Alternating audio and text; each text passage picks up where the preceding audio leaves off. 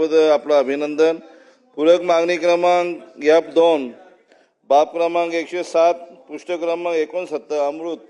माझ्या कल्याण डोंबिवली महानगरपालिकेच्या माध्यमातून 27 गावांमध्ये अमृत योजनेच्या मोठ्या प्रमाणात विविध पातळीवर काम चालू आहे आणि 80% आसपास सर काम झालेलं आहे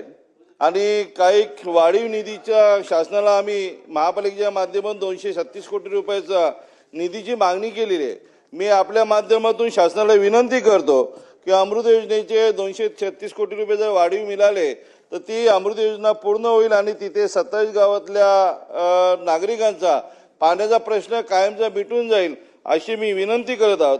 बाब क्रमांक 114 पृष्ठ क्रमांक 73 मी मूलभूत सुविधेच्या माध्यमातून मी शासनाला विनंती करतो की या कल्याण डोंबिवली महानगरपालिकेत 27 गावातल्या असलेल्या भुयारी गटर योजना या निधीच्या माध्यमातून भुयारी योजना ही नव्याने आखून निधी देण्यात यावा।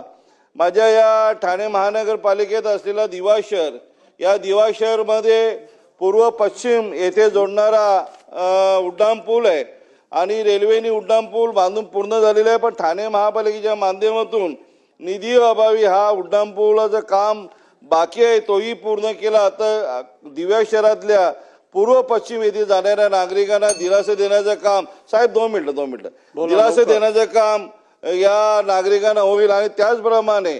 दिवा शहरापासून मुंब्रा रेतीबंद खाटीपर्यंत जर समांतर रस्ता केला तर दिवा शहरातल्या नागरिकांना जाण्यासाठी मुंब्र्यावरनं जो 10 ते 12 किलोमीटरचा ठाणे शहरामध्ये जाण्याचा प्रवास वेळ लागतो, तो वेळ या समांतर रस्त्यामुळे कमी होईल अशी ही माझी मागणी आहे। त्याचबरोबर नवी मुंबई महानगरपालिकेत जी आमची नव्याने 14 गावं समाविष्ट झालेली आहेत, या 14 गावांमध्ये रस्ते, विद्युत दिवे, भुयारी गटार, शाळेसाठी बांधकाम, आरोग्य केंद्र हे कुठल्याही प्रकारच्या सुविधा नसल्यामुळे तलाव असतील, स्मशानभूमी 2 मिनिटं सर एका प्रकारची सुविधा नसल्यामुळे तिथे जर शासनाच्या माध्यमातून निधी मिळाला तर 14 गावांचा विकास आपल्याकडनं केला जाईल। त्याचबरोबर आडिवली ढोकले हा विभाग असेल, अनेक प्रकल्प मेट्रोची कामं असतील, रस्त्याची कामं चालू असतील, या महाराष्ट्र राज्याचे माजी लाडके मुख्यमंत्री आणि तमाम महाराष्ट्रातल्या लाडक्या बहिणीचा लाडका भाऊ एकनाथजी शिंदे साहेब असतील, या लोकसभेचे लाडके खासदार श्रीकांतजी शिंदे साहेब असतील, यांच्या माध्यमातून अनेक कामं या माझ्या मतदारसंघात चालू आहे। मेट्रोचा असेल, रोडची असेल, पण काही प्रमाणात जर शासनाने निधी दिला तर ही संपूर्ण कामं या मतदारसंघात केली जातील आणि मला 2 मिनिटं बोलायची संधी दिली त्यामुळे मी तुमचं मनापासून अभिनंदन करतो।